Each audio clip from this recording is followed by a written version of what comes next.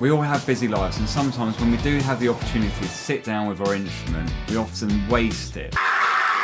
I want to give you this simple, minimalist approach to getting better on the guitar. All you have to do is apply this simple rule: 50, 30, 20. And if you're a beginner or someone who hasn't got much time, apply the 60, 40. So let's start and look at the beginner's rule, 60, 40. So the numbers represent the percentages. That's a mouthful. So if you're a beginner and you had 10 minutes to practice, you'll do 60% of category 1 and then 40% of category 2.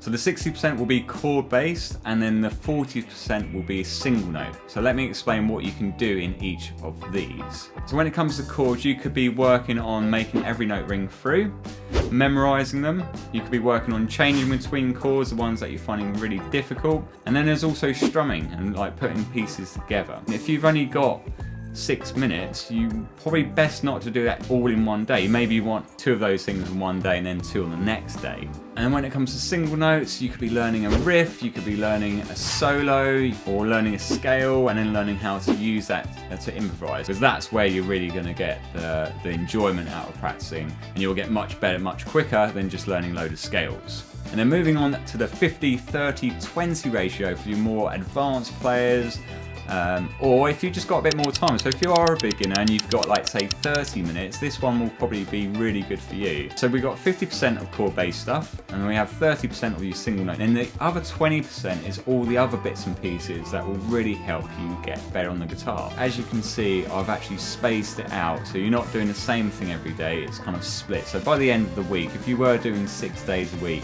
you would have covered a good amount. So we got theory or fretboard knowledge, okay? Just learning notes on the guitar, stuff like that, learning different positions of scales or arpeggios and stuff like that. If you're interested in kind of improvising or making up your own riffs and just seeing the fretboard in a completely different way, that would all help. Then on like Tuesday and Friday, you can practice rhythms. Now rhythms are so important.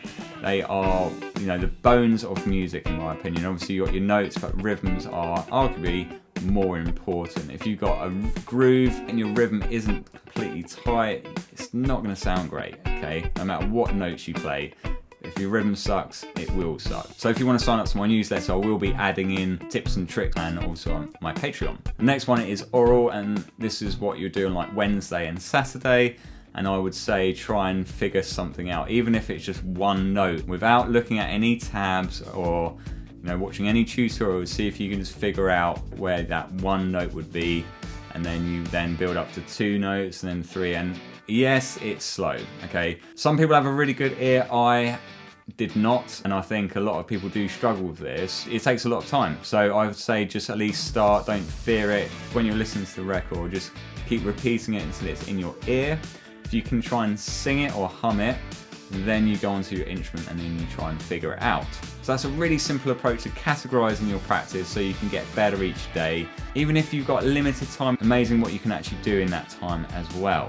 And this video up here is all about getting out of a rut. Not a lot of people have spoken about most of these points either, so it's quite a good watch. So go and check that out now, and I'll see you over there.